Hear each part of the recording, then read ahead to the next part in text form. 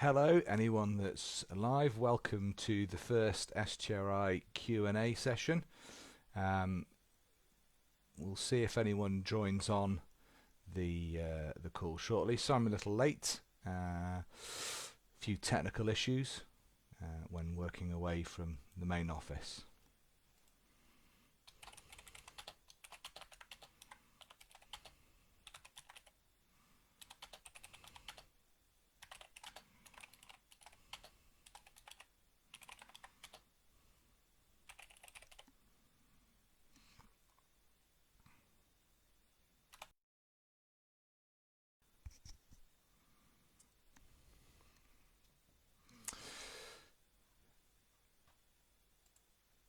So I see we've got a few people joining on to the stream now. So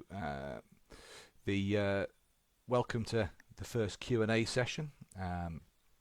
For those that I've not met, my name is Dr. Christian Spring. Hopefully you can hear me okay. What we're going to be doing is it's an open Q&A session. So if you have any questions, queries, you write a comment, I can then see that and we'll just go through answering some questions. So welcome very much to the stream, and I look forward to answering some questions for you.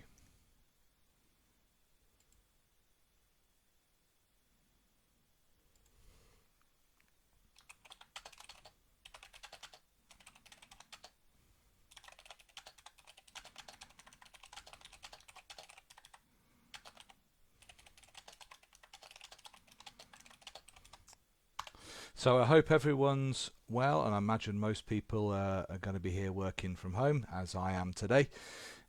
Hence a few technical difficulties whilst trying to get everything set up. So, but we're now live and online. So, got any questions? Type them in the comments. Type them in the comment box. It'll pop up on my screen, and we'll go through them as they come up. So don't be shy, please ask a question. I'm happy to answer most things. And I'm not often lost for words. We'll adjust the lighting a little bit, see if we can capture my better side. That's a little fuzzier, so it's not too bad without it being a massive spotlight. So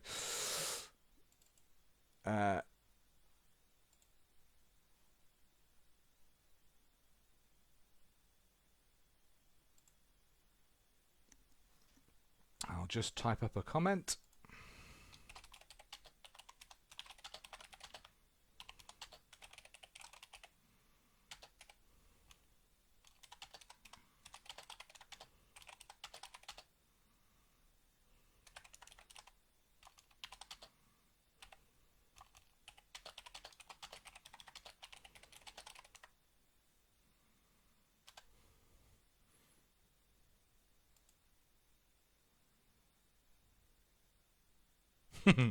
Well, that's a very good question, Glenn. And thank you for being the first one to break the duck. Excellent. Yeah, I'm very well, thank you. I hope you guys are all really well as well, and looking after yourselves, taking care of yourselves.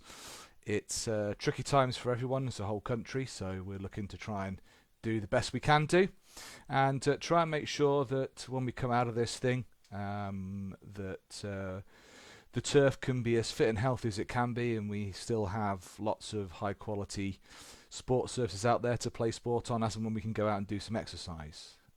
And so, good. And Hamish, thank you very much for posting a comment. So what's happening to our trials during this period is what Hamish has just asked. So, well, in reality, we're looking to minimise the impact of COVID-19 and the restrictions that are in place at the minute. Trials are still currently ongoing and running, and following STRI is following UK government guidance. And I think this is an important point for a lot of people out there in our industry, in terms of how do we maintain turf, and what can we do. And the latest advice that's come out from both bigger and the home golf unions, following information from the Department for Culture, Media and Sport, is that essential maintenance can take place on sports facilities like golf courses. And so our plan is to try and keep the trials going and keep the turf managed as we go through. And that's really important because obviously our sports facilities are, in essence, they are dependent, highly dependent on having turf at the end of it, and turf is not something that we can put in the pause button, press the pause button and let it do its thing. It needs active management. So and so Chris Slow, thank you very much for your question. Do you think it's a good time to start applying plant growth regulator with current situation, or wait till growth starts a little bit more? Well, I think the key thing with all plant growth regulators is we do need some growth to be there, but I would suggest if your turf is doing anything like our turf, it's hitting first and second gear quite nicely now that temperatures have warmed up a little bit, and it's not drowning in a load of water. So I would say absolutely now is probably a good time to be thinking about planning your plant growth regulator program, and that could be something that really helps clubs and sports clubs get through these difficult times by helping minimize or allow a longer interval between mowing events, which can be really important when we may have to be operating with reduced staff and also restricted hours potentially. So, and each case is dependent on itself, but absolutely I think thinking about a PGR program, and as long as you've got good consistent growth starting to come in, temperatures are there, we're starting to get good temperatures, soil and air, then absolutely, and I think you will see the benefit of it, and the turf ultimately will see the benefit of that in the future as well, in terms of density, health, vigour. So I think it's a very good and opportune moment to think about it. So really good question. Thank you very much, guys. I hope everyone that's joining the stream now is well through these what are quite tricky times to negotiate. I mean, thinking about turf management as a whole, it does take a lot of planning, and I can tell you, like anybody that's involved with managing a team of people who are responsible for turf, is very much thinking about how we can maintain the grass in a good way, in a sustainable way, but with minimizing inputs without needing to have a really intensive program. And I think there's a lot of managing expectations as well as trying to manage the grass plant and manage its health. So Glenn's got a comment here, so thank you, Glenn. Normally a PGR program would have some N in it to negate phyto. Would you add it in this situation? I would still add a little bit of N. I mean, if we're putting a little tickle of liquid nitrogen in, I don't think that's going to be causing any major growth flushes. But what we don't want to do is unduly stress turf, especially if we're having potentially reduced inputs. I think yes, and I would be following best practice, but just think about how much N you're putting in. We don't want a superload, we don't want masses of growth. Looking outside, looking at the turf that unfortunately today I can't go out and look at, but as of yesterday was at Bingley. We were starting to get crop demand for nitrogen. We were starting our feed programs. Well, we were continuing on with our feed programs. We're thinking about planning for the spring ahead in terms of nitrogen. So absolutely, I would be thinking about nitrogen going into your tank mix with your application of plant growth regulator. Yes, but just don't put too much in, as I think there's a plant demand. So Kelly Marie, thank you very much for your question. And Kelly Marie's asked, any advice on cutting frequency and height of cut on different playing surfaces? Well, I think we very much need to think in these present times about how we manage our turf. We obviously need to think about how often we're able to get onto the turf to maintain it and mow it, and so I think that's a really important stratagem. Certainly reducing pressure and stress is going to be quite important from a plant health early season. The one thing at the moment is on golf courses they're getting very little foot traffic, so there is less wear and tear. But sometimes that could be not necessarily a good thing in certain situations. If we think about our golf greens, where is it we tend to get the moss developing first? Well, it's generally in those areas where we see less foot traffic and less play. So kind of we do need to be aware of other issues that might come up, which links into perhaps something that Glenn was talking about in his comment there. Glenn Kirby, what about iron? And I think iron is an important part of a plant health program, and at this time of year when we consider the fact that moss is still going to be active and people would be needing to think about moss control, then absolutely applications of iron will really help with that. Height of cut and frequency, it's still, if that links back to thinking about plant growth regulators, getting on, starting to get the plant into regulation, and again, we do need to think about the prevailing weather conditions. But if we can raise the height cut a little bit, still attain plant health, albeit we're not having much in the way of player interaction at the moment, but if we can reduce stress, great. I think we should be trying to continue to mow at a reasonable frequency for this time of year, but that's down to individual courses and locations and any other further restrictions that might be placed on us. So it is difficult. I think the answer is try and mow as frequently as we can do and as sensibly as we can do to try and maintain plants in a healthy state.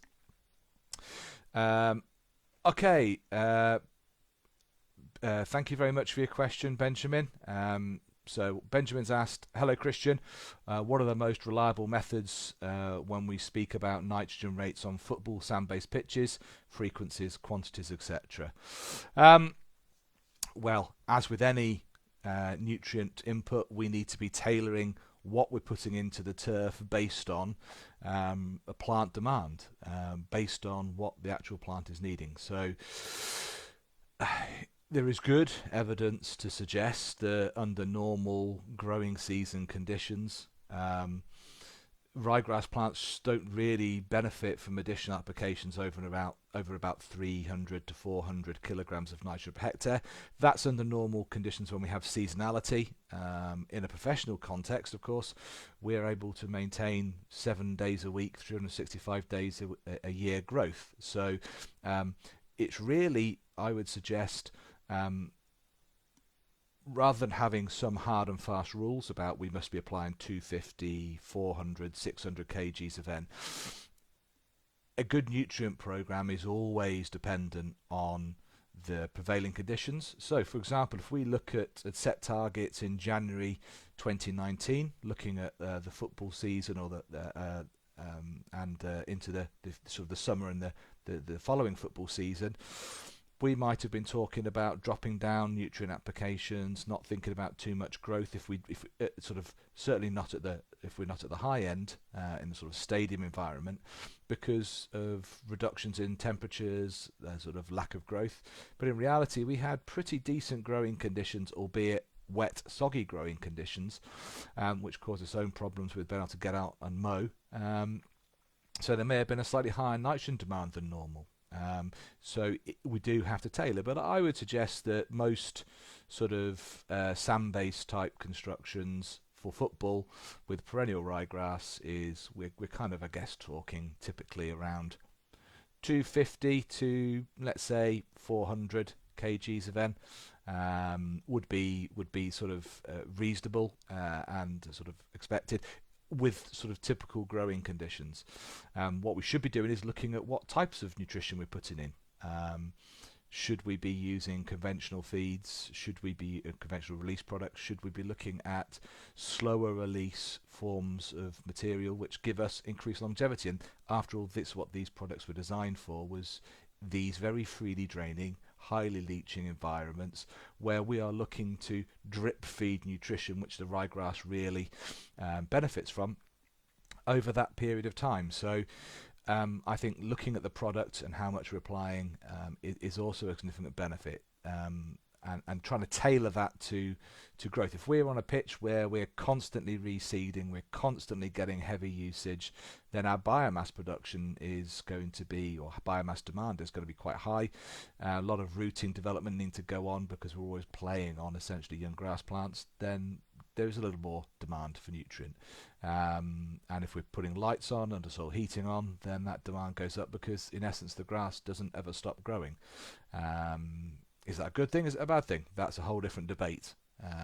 But an interesting one to have. So one of the things I always look for when thinking about nutrient planning is often looking at what's in the bottom of your collection box, and in some way to be able to monitor and in a very rudimentary way measure the amount of clippings we're getting off across a pitch or a golf green is really insightful in terms of we can understand the soil, its organic matter content, we can understand the moisture, we can understand what nutrients we've put in. But one of the things we're not always that sort of good at doing is monitoring, well, what does that mean for growth? And different situations have different requirements for growth. Growth in recovering from wear and tear, or actually limiting growth. We want a healthy plant, good tillering, good density, but without excessive growth, because that can cause us other issues. So measuring clipping yield, it can be a very strong, very powerful tool to tell us that fine-tuning detail of, have we got our nutrient program right, or do we need to increase up, or do we need to actually start dropping off a little bit? So I think that's really important. Okay, and welcome, David. Hope everyone that's joined the stream is doing well. David's asked, have you any experience of yucca as a wetting agent? It's not one of the products I've actually tested personally, but it's one of the few naturally based surfactant technologies that's out there and being used. So I'd like to see if anyone does. I'd like to be interested to see or hear from anyone that does have experience of it, using it on their sports facility, and the benefits they're seeing, and what kind of conditions they might be getting the best out of it. And as with all surfactant technologies and surfactants, we've got to use them appropriately in the right situation and make sure that we're working to their strengths. And so that's really important. So interesting question. Probably one I can't answer too much on, having not had some of the personal experience, and it's not something STRI have done a significant amount of testing on, is sort of yucca based wetting agent products. I mean, talking about wetting agents, now is as things are starting to dry out underfoot, wetting agents is an important part of what we should be considering for the forthcoming season. And there's many arguments to say, if we're dealing with sites with fairy ring, for example, we should already be on a wetting agent program, and we should be getting that wetting agent into the soil to optimize our soil water and try and even out and homogenize the soil moisture, prevent hydrophobicity from occurring insidiously as soils dry out and drain, now that we're starting to get more evapotranspiration. So as the soil is lost its water through gravity drainage, our primary means for losing water now is through evapotranspiration. And we're now in that phase where the grass plant's actively growing. It's going to be starting to pull water out of the growing medium, further drying down that root zone, which is exactly what we want. We want to have firm playing surfaces, and there's still a way to go with producing some firm surfaces. So, but what we want that soil water to do is we want it to dry at a consistent rate across the area. Because if we get areas where we start to get localized drier patches, which might be just due to natural drainage or plant evapotranspiration, or it could be that area has traditionally had soil hydrophobicity and is prone to localized dry spot, and if that's associated with fairy ring, then we should already be getting on top of that and managing our moisture content now. Seems a bit crazy given the wet weather and the winter we've just had, but it's you can't underestimate how soon we should be getting on with moisture management programs.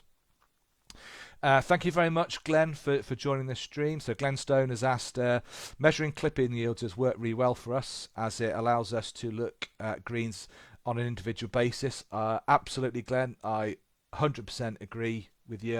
In my personal view, if I was sort of in charge of sort of a golf course on a day-to-day basis, I would absolutely be wanted. Yeah, I'm a numbers geek. I'm a scientist. So I'm always interested in these things, but to know exactly what the grass plant's doing across those microclimates around the course is really important to help tailor the individual greens programs that inevitably courses will need to develop to eke out every single last marginal gain from their turf to ensure that we have absolutely top quality healthy plants, and I think sort of being able to understand exactly the growth patterns on individual greens, building that up with weather data, looking at GDD, all these tools are available to us, and starting to plan a sort of individual programs and understanding how that course, that playing surface changes over the course of seasons, years, wet years, dry years, hot years, cold years. That's really important, and I think there's no easier or no better way to actually monitor growth than literally measuring the clippings. So yeah, cracking, get on with that, Glenn. I think that's a really great approach to have. So good on you. And so again, when we talk about measuring clipping yield, what are we talking about? I mean, there are different. I've seen different methods used. As you could expect, at STRI, we're super scientist about it, and we'll end up with guys and gals who spend quite a bit of time during the summer months and the growing season that literally will be collecting clippings from individual plots, sort of around about sort of 2 meters in size, and they will collect the clippings, brush out all the clippings into bags, weigh the bags so we know exactly how much has come off that individual plot. But the same process could be used for greens, or for football pitches. There's probably too much area. What I would tend to recommend for football clubs is to be thinking about strategic zones that you are going to be using. The one thing we do have to understand is if we start in football, if we start losing density of turf because of wear damage, so goal mouth's generally not going to be a good area for doing it, we will get a skewing of our data. But yeah, we can measure the weight, or the other way I've seen, and I personally would probably do it, is you just measure the volume, because the problem with weight is wet clippings, dry clippings, hydration of the turf.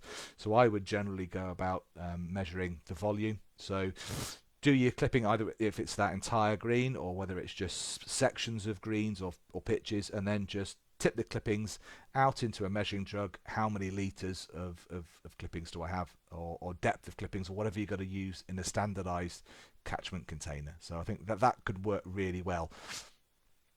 Okay, so we have another Glenn. We have Glenn Kirby back again. Thank you very much. Love the questions, Glenn.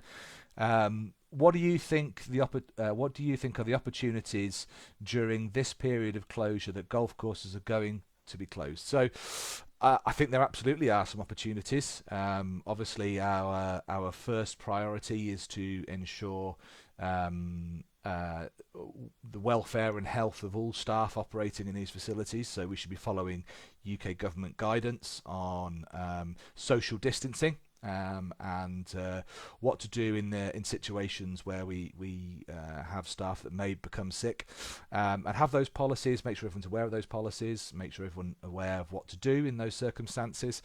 But there are opportunities, assume we can get on the golf course, opportunities for resting the turf, literally not having any play on it for a period of time could be as good as any kind of plant health program we're looking to put together. Just allowing nature to do its thing.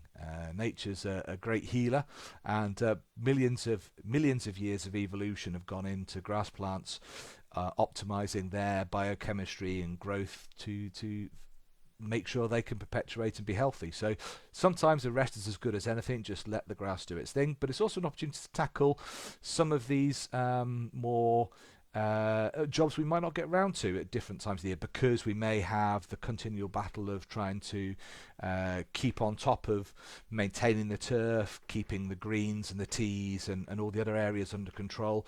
Now is a potential opportunity to go out and start doing some essential maintenance on other areas that we don't often get to do. So it might be looking at that essential, sort of looking to that ecology project. It might be looking at how we can do some bunker maintenance.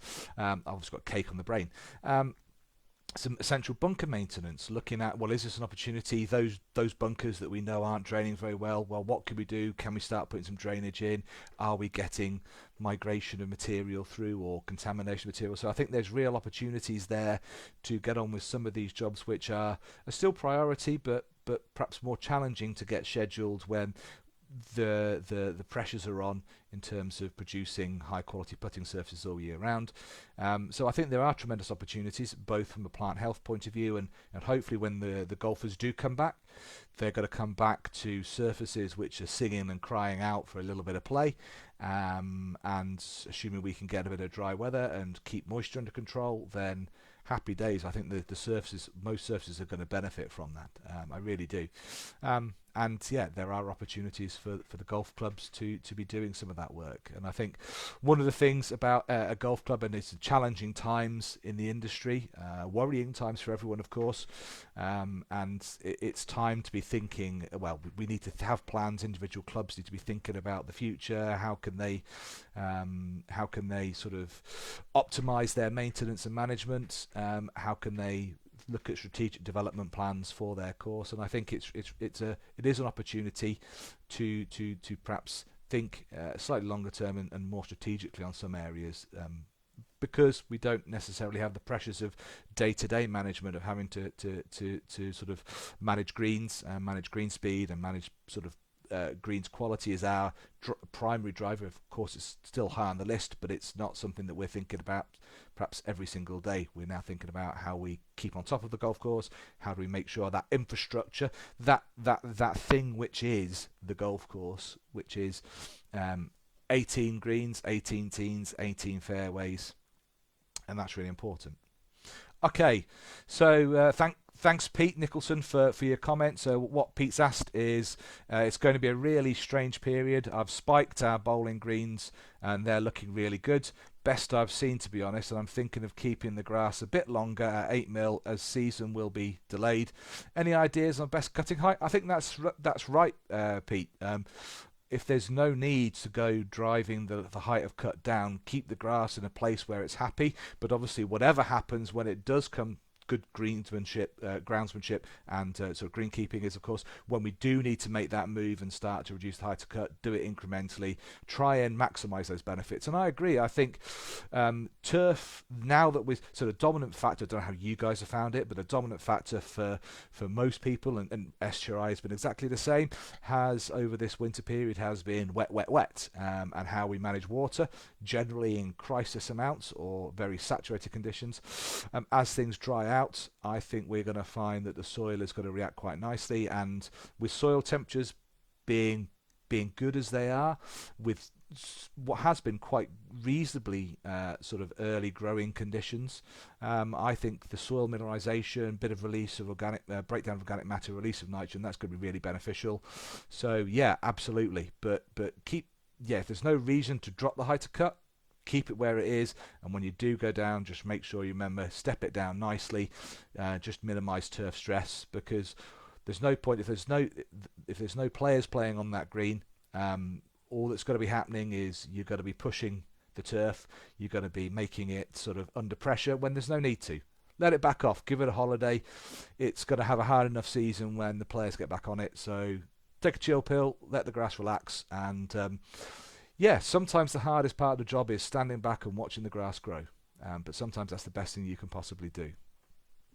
Okay, a couple more comments here. So welcome Lee Jones, and Lee's put the comment up. At Conway Golf Club in North Wales, we are supposed to be having the Curtis Cup in June.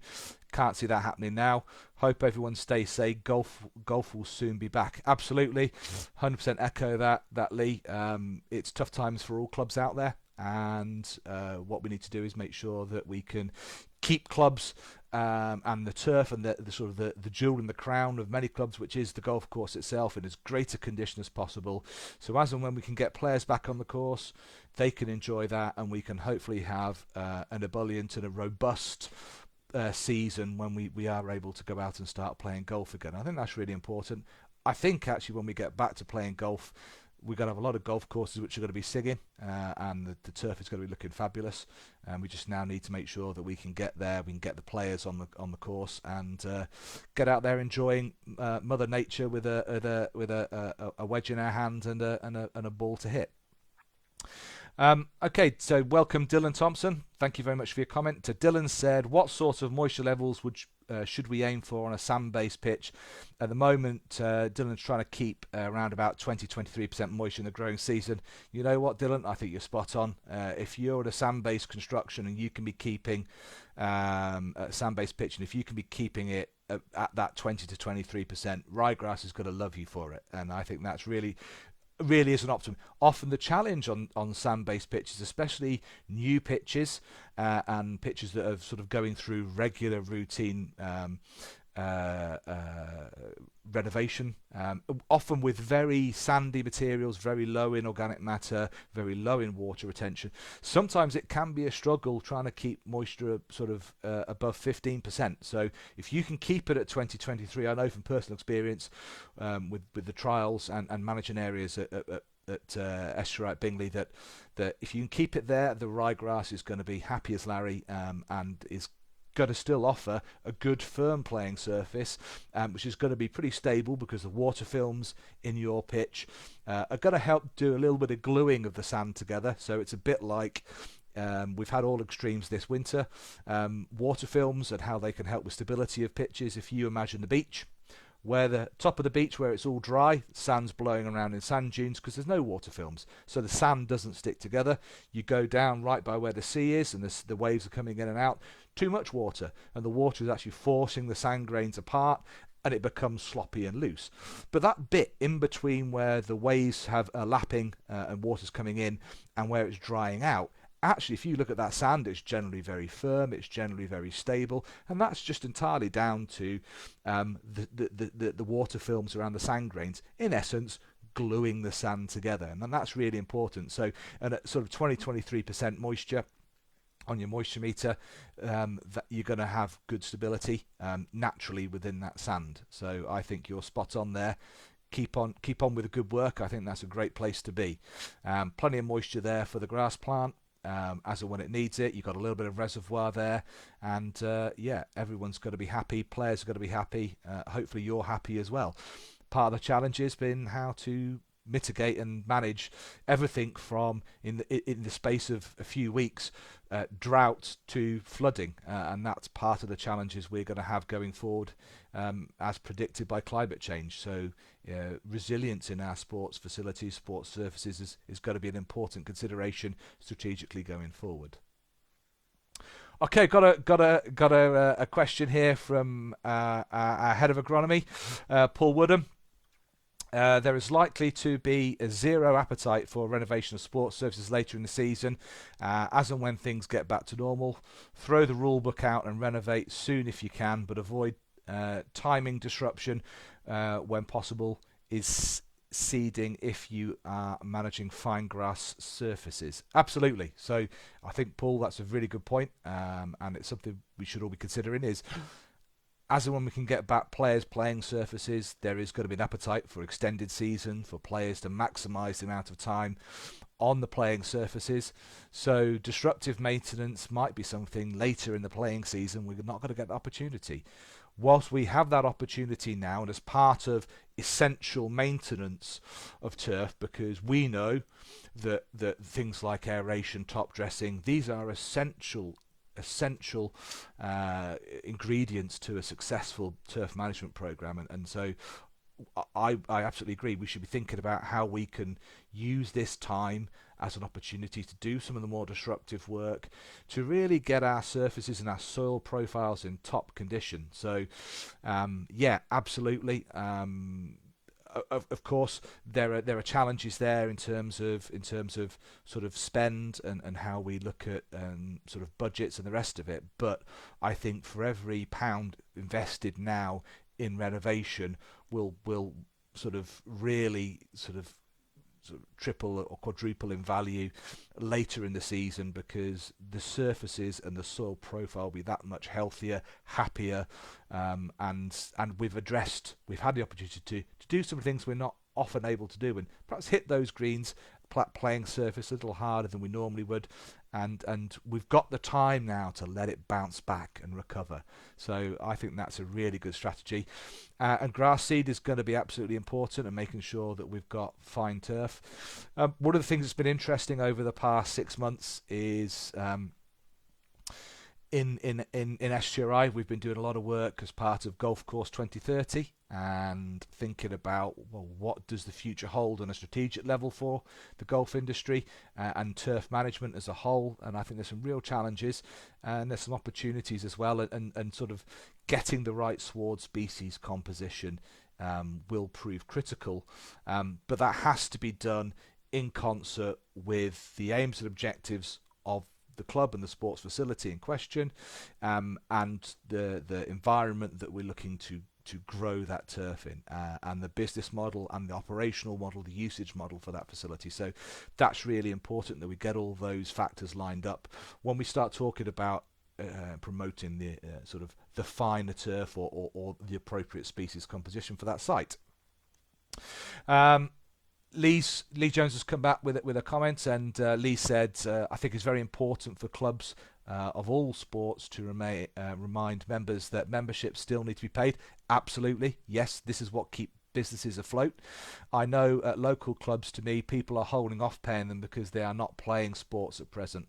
Loyalty is really important at hard times, and absolutely, and I think making the point that these are clubs, these are your clubs, this is and to make sure that that club can sustain and survive, it needs your support now, and never more so than now, that clubs can have confidence and strength. And I think that is a challenge, and it's a challenge messaging that we need to get out there as an industry-wide messaging, that we need to make sure that we're kind of, to sustain clubs, they need to be financially viable and they need to have the finances coming in. Otherwise, as much good work as you do on the golf course is going to be always hampered by that. So you're absolutely right, Lee, trying to get the message out there through all the different channels, whether it's the R&A, whether it's the home unions, whether it's the professionals and clubs themselves. It's your money counts. People's money and investing in a club, in a sports facility as their place to go and play sport is really important, and that's never been more important than right now. So absolutely, that's a really important message. Luke Holdsworth has put a comment up. Thank you very much, Luke. Get them jobs done, guys, and we need to continue to improve our surfaces. Yeah, I think that's an excellent attitude, and I think that's a great way to proceed. It's opportunity, and I think we've got to look at, we see the cloud's out there, we look outside, we see that cloud, we see the sort of COVID-19, and we see the restrictions in place, but let's look at the opportunities that exist. Let's maximize the opportunities, let's maximize the ability to promote our and produce the services we need to. And I think attitudes like that, Luke, is really important, and that's a great attitude to have in terms of helping to ensure that we have the best possible turf as and when we can get players back on the surface. They will have top-notch rested surfaces that are in great condition, ready to play on. Fabulous. And so I think it really is an opportunity, and I think we've got to look at it in this way. We've got to think strategically. We've got to as an industry, within individual clubs, we've got to look at how we can promote the good stuff that we're doing, because it's quite easy to get in a bit of a doom and gloom about the current situation and reading the news, watching the news. So I think it's an opportunity to think about the positives that can come out of this situation, albeit we're always mindful about the impacts on human health, and being careful and sensible and safe. But I think these opportunities are there to be taken and to be used for the betterment of our sports facilities. So yeah, some really great comments there. I think that's sort of, I think, underpinning the messaging that there's tough times out there. Let's not pull our punches. It's tricky, but there are things we can do We've got the guidance is that essential maintenance on golf courses can continue. And obviously make sure that we follow UK government guidance, and keeping the social distancing, that's really important, and everyone doing their bit to prevent the spread of COVID-19. But if we can do that and we can yield improvements in our turf, our facilities, at the quality of the grass surfaces we're producing, then excellent, happy days, really good. So I think it's with a focus on that, I think that's really important. So guys, has anyone got any further questions or comments they'd like me to read out? I do enjoy doing this. I might need to take a wee drink of coffee for a second because the whistle is starting to get a little dry. So there's a few more comments. Hey, Mr. Craig Both, how are you, Craig? Hope you're well. Hope things are going well up there in Bonnie, Scotland. Thank you for a great question. So what Craig's put down is, what is the most interesting research program you've been involved with at STRI? I'll have to get the grey cells on that one. And P.S. Big man, is the hippo yawning? Well, there's a story to tell there, but I don't think it's for right now. The stories of Carnoustie Opens and bleary-eyed agronomists and scientists pushing trueness meters around turf and how many Twixes can you fit in your mouth competitions and things like that. But they're stories for a pint and another day, I think. But in terms of what you've asked, Craig, interesting research programs. a few laughing faces there. In terms of the most interesting research programs at STRI, I think one of the most interesting bits of research hasn't actually been a bit of research at all. I think the evolution of the STRI program to be able to go out and monitor thousands of greens across the UK and look at that information and see how greens are improving, how greens are reacting to maintenance and to trends in the industry is fascinating. So that's always been tremendously fascinating in getting a much closer and deeper understanding of turf, its management, beyond just the superficial of looking at the aesthetics and looking at how nice it looks and all the rest of it. So that was fascinating. I think one of the most interesting sort of technical bits of research that we did was some trial work that we ran relatively recently, which was looking at subsurface irrigation, looking at alternative methods for constructing and we started off with sports pitches, but we moved on to golf situations as well. And just really how it was the trials were looking at how low can you go when you talk about root zone depths and survival, albeit this was under a situation of perennial ryegrass football pitches. But we were able to maintain turf football pitches at 50 mil growing medium depth quite happily. They needed a lot of TLC and a close eye keeping because they changed quickly with nutrient and water retention. But when we looked at sort of increasing that depth of profile, it was really interesting to show how really we could break some of the rules of soil physics. And for me, one of the most interesting conclusions that came out of that was we can do a lot of testing, but biology is a millions of years of evolution ahead of us in helping the plant and helping surfaces become robust and resilient. So that for me was fascinating, at how we can try and break things, and biology came through. Biology found a way to make it work, and I think that sometimes we kind of that's an interesting point we do need to bear in mind, is that we're often much better to work with biology, get biology on our side, than trying to fight it. If we're trying to fight it, we're probably going to end up the loser, because hey, biology's had a good sort of few 100 million years of sorting this out, whereas we've been at it for a relatively small amount of time. So yeah, some really interesting stuff. And yeah, for those that haven't been to STRI Research Days, I would recommend that you come along, meet the team, come and see what we're doing, what the latest stuff we're getting involved with, and you may get a few sort of one night only performances from some interesting people with some interesting comments. So come along. Another comment there from Benjamin, which is saying, Christian, what do you think about those products based on beneficial bacteria and fungi? Are they worth the money? Is their usage on sand root zones essential? So I think that is an interesting question, and that is the proverbial pull the pin on the hand grenade, lob it in the room, shut the door, and see what comes out at the end. I love those questions. So the rationale why you'd be looking at that on a sand-based growing medium is naturally sand-based growing media can be have quite restricted or small microbial communities. We've just done some really interesting work actually with aquatrols.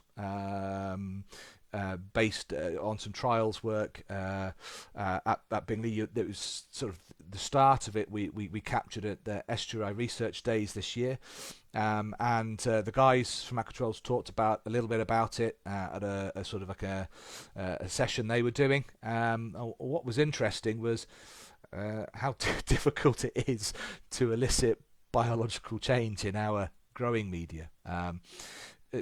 Putting metabolites into soils, albeit we were doing a fairly small timescale project. The biggest thing that resulted in microbial change was change of season, i.e. we changed condition, we changed the moisture, we changed the temperature, and that had a much bigger effect than the products, the metabolites, the approaches we were using. We were putting microbials into there to see if we saw community changes.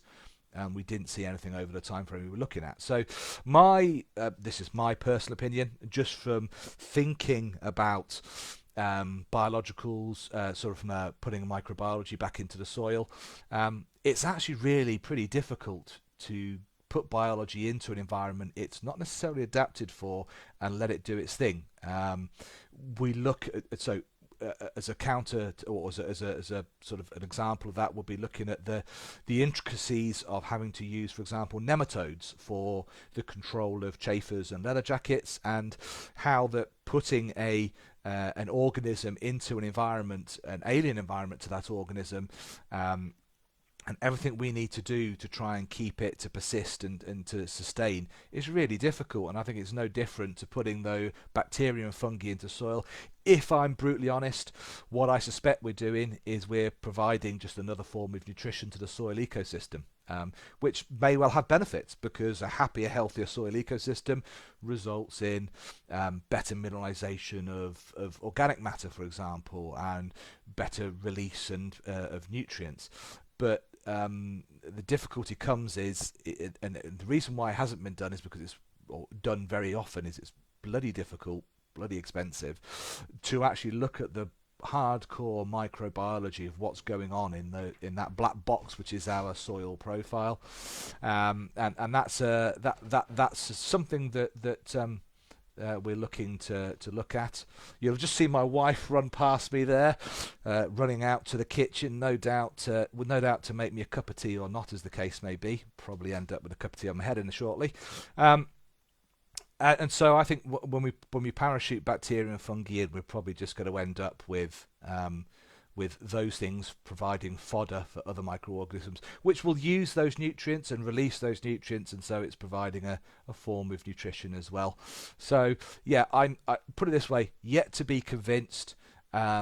I think for me, when I've always seen real solid benefits, and where we have seen benefits from a microbiological point of view, is when we've actually, for the long term, created a better soil ecosystem environment. So we've gone and addressed some issue, for example, compaction, soil water balance. These things we've seen, and we've seen benefits with actually improving plant health and soil microbiology that way. So for me, I would probably put myself into the camp of modify the soil environment to create success, and the ecosystem will flourish. So it's exactly the same way when we think about soil composition change. If we create the conditions for success for our fescues and our bents to survive, then we're going to be a lot happier, and ultimately we're going to end up with an ecosystem, a sward composition, which has evolved to live in that environment. And that then means it is, by its very definition and nature, going to be more sustainable within that environment. So I think there are some there are some merits. There's a lot of unknowns with these, but I think for me, focus on getting the soil architecture happy and healthy, and the bugs will come. The bugs undoubtedly will come, and it's really interesting. If you look at work, it's not necessarily from sports turf, but if you look at traditional soil science, where they take sterile soil and they put it outside, and they look how quickly it then gets contaminated with microbial life. It's very quick, because there's microbes everywhere, and they will seed into it, they will thrive, and those that will be happy in that environment will be the organisms that make up the population. So yeah, that's a really great question, and it's you've hit one of my passion buttons there. I love talking about a bit of soil microbiology, harking back to my my what seems like a long dim and distant youth, but yeah, fascinating stuff. Okay, there's a couple of questions come in there. So Clement Beatty, thank you very much for your question. Thanks for joining the stream. Anyone that's joined a bit since I last said, thank you very much for coming and listening. So what Clement said is, why do so many non-traditional greenkeepers struggle with thatch control, resorting in disruptive operations like hollow tining and linear aeration? I think Steve Dudley Brown's come with a comment: top dress sand versus top dress 70/30. I think these are very much interlinked questions, and I think what we're looking at with thatch, the issue of thatch, essentially is that we have a system which is out of balance. We have a system whereby naturally, so if we look at, go out to your sheep pasture, go out, if you were able to walk out in the countryside, go and have a look, take a spade, go and dig into a cattle pasture or a sheep pasture, you will not find thatch. And there's a very good reason for that, because the system is in balance. So the rate of decomposition, because there's not a huge amount of extra nutrient going in, that system is really hungry for nutrient, and so it's super efficient at breaking down that organic matter that's there and recycling it, reusing it. That system is in balance. On our sports surfaces, we have the ability to change that balance very easily and very quickly, and in reality, that's what we're doing. So we can, in our chase and our hunt for producing really healthy, beautiful looking turf, sometimes we can go a little bit crazy and get things out of balance, which means that soil microbial community can't keep up with breaking down the organic matter that keeps being laid down as natural, sort of as plants grow and die, as soil ecosystem sort of grows, and so I think the thing with organic matter, my view has always been, in looking at sort of trial evidence, is if we can keep on top of it by keeping a good, healthy soil air water balance, by not allowing excessive growth, by looking at producing soils which are as healthy as they can be, which will break down organic matter, then that's really important, and I think that is a key stage. I think doing sort of ongoing regular maintenance with things like top dressing, for example, is really important. Again, there's a balance, and you've got to do the right thing for your site, which has got to fit into your business model, your operating model for the golfer, and your conditions on site as well. That's crucial. There is no prescriptive approach here, but being able to keep on top of it little but often is the way. It is the only way for a sustainable long-term future of keeping on top of organic matter. It really is, because organic matter that builds up and then we have to go in and hit it is always going to be more disruptive. It's always going to cause more disruption to the surface, potential pathways for plant health issues. Obviously, it depends on what situation we're coming into. If we're inheriting some thatchy greens, we've also got to. I think the thing for me about thatch, and it doesn't have to stop at thatch. We can look at all kinds of turf management. Is really what thinking critically. What is it we're doing? Why have we got this issue? Critical thinking, that long, hard, deep look inside yourself and your program to go, why? What am I doing? What am I missing? What am I not getting? And I think that's really, really crucial. It's really hard as well because none of us want to kind of go into those deep, dark recesses of our turf technical sort of misdemeanors. And I think that sometimes is hard. But once you start sort of focusing and honing into my hierarchy of shame, so what is the key cause of underlying all of my woes, or the woes that I'm perceiving at the minute? So for example, a classic one is drainage. If I've got really bad drainage issues, no matter how much I'm going to be messing around with a little bit of top dressing at the top, a few micro tine holes, I'm not really addressing that issue. I'm kind of burying my head in the sand and hoping it'll just keep on going. In reality, if we want to get on top of it, we've got to go in and solve that issue. But what you find is the hierarchy of shame means we deal with one bit, and then there's another little bit. It's like, right, all of a sudden that drainage is no longer dominant. It's no longer the dominant factor. We then have other things that are causing or kind of determining the performance and quality of our soils and our greens.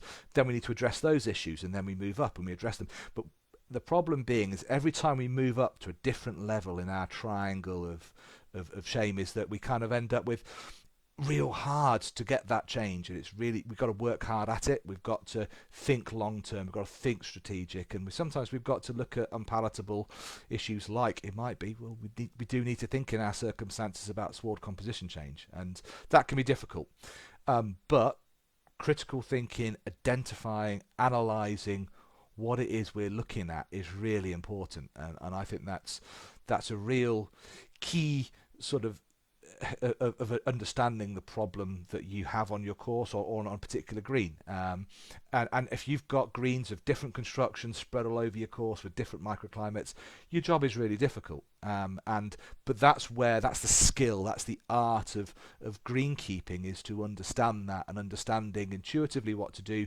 marrying that into the technology, the science, and getting all of that to mesh together. That for me is the holy grail, and that's where we're looking to get to as turf managers. So it is difficult, and I think keeping on top of it and sort of continual thatch control doesn't stop. Thatch control is an ongoing process. It's a bit like watching my waistline.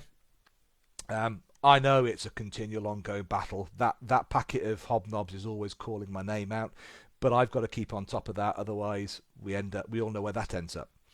And so top dressing versus sand dress. It's an interesting and a perennial debate in the industry. And the key thing for me is whether you put sand on, whether you put top dressing material, so a sand with some kind of amendment in there. For me,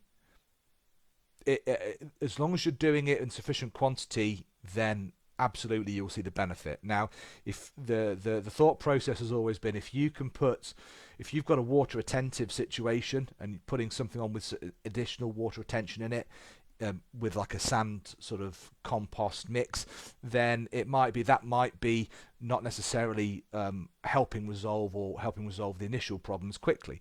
But if we're talking about a sand-based profile, and we've got good clean profile, and we're looking just to top dress, then absolutely some top dressing with some organic material, something with a bit of body to it, will not cause any harm at all. It all depends on why you're top dressing, what you're top dressing for, and having a strategy. What we don't want to do, and this is absolutely clear, and the evidence is out there, and there's plenty of examples I'm sure we've seen, is layering. Layering is not our friend, because as soon as you get layers, that's where you get issues with creating breaks, and that might be a break for rooting, it might be a break for water movement. So what we're looking to try and do is have a consistent approach, have a consistent program, and not allow layers of sand on organic matter and sand on organic matter and sand on organic matter. That then is a recipe for disaster, as is also chopping and changing top dressing.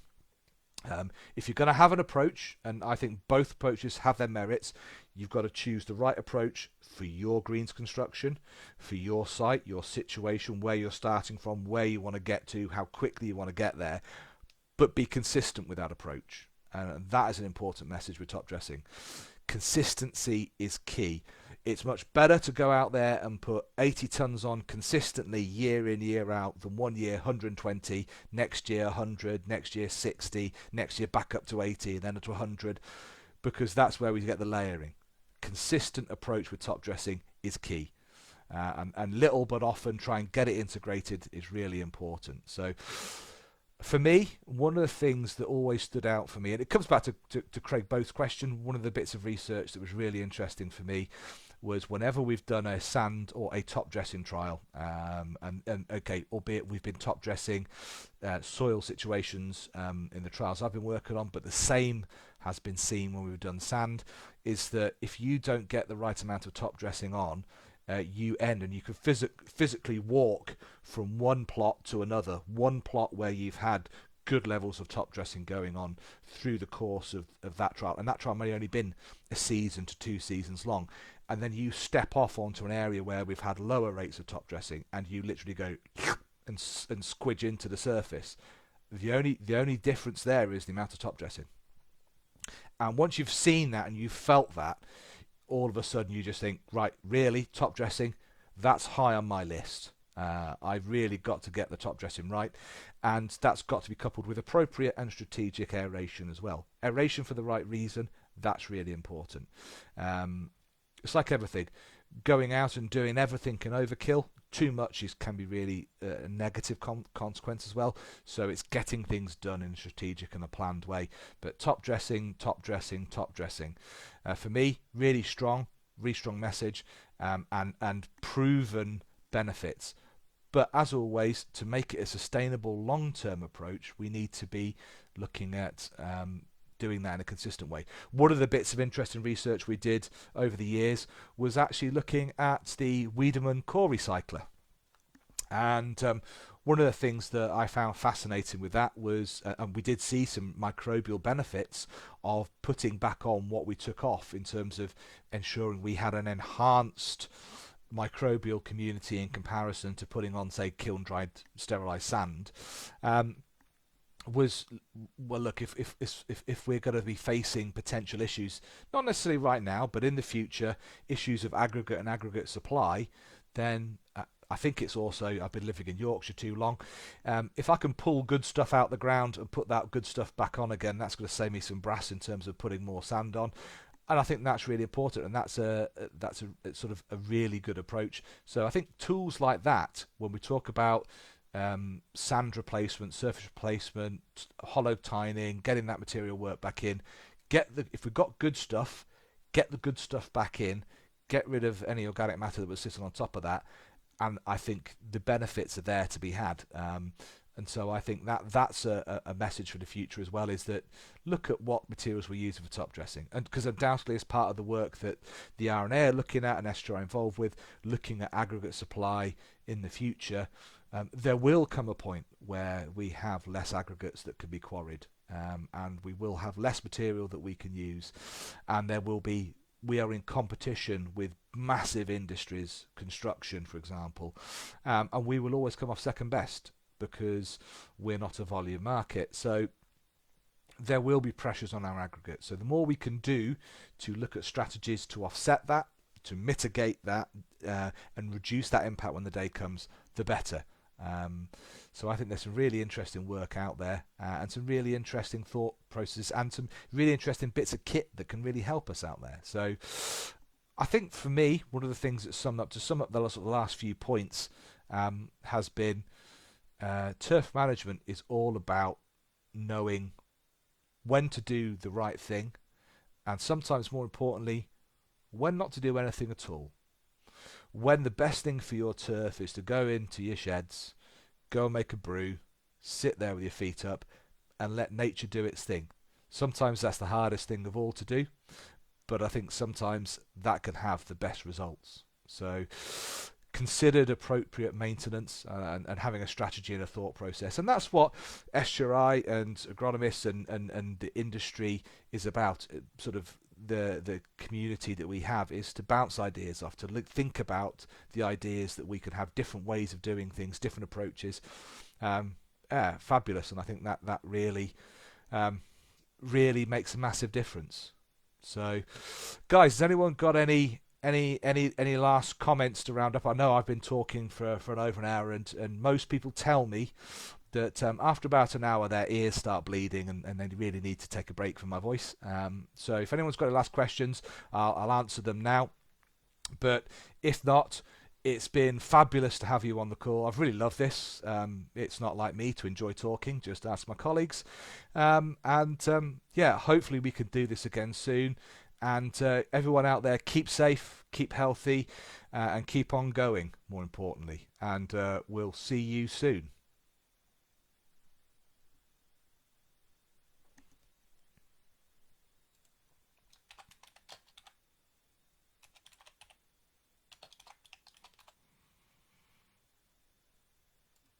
Cool stuff. All right, guys, I'm going to sign off now. So take care, and we'll catch up soon. Cheers, folks. Ta-da. Hang on. Someone at the last just as I was about to hit the button, Rosen got in there with a last-minute comment. Oh, that's a biggie. That's a tricky one. That's one that's going to keep us going for a wee while. What do you think about brewing of compost tea and use of future maintenance of greenkeeping? Some people are using compost teas to great success, and I think there is some proven track record from.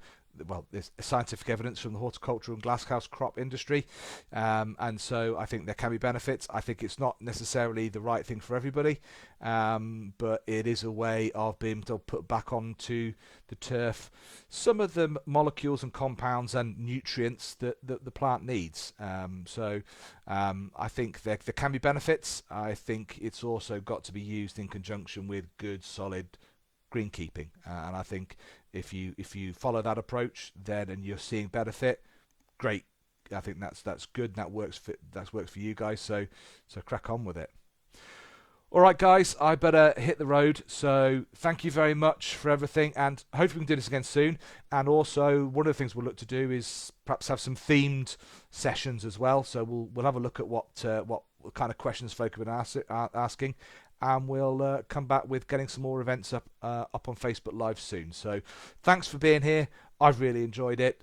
And hopefully we can catch up soon. Take care, everybody. Bye-bye.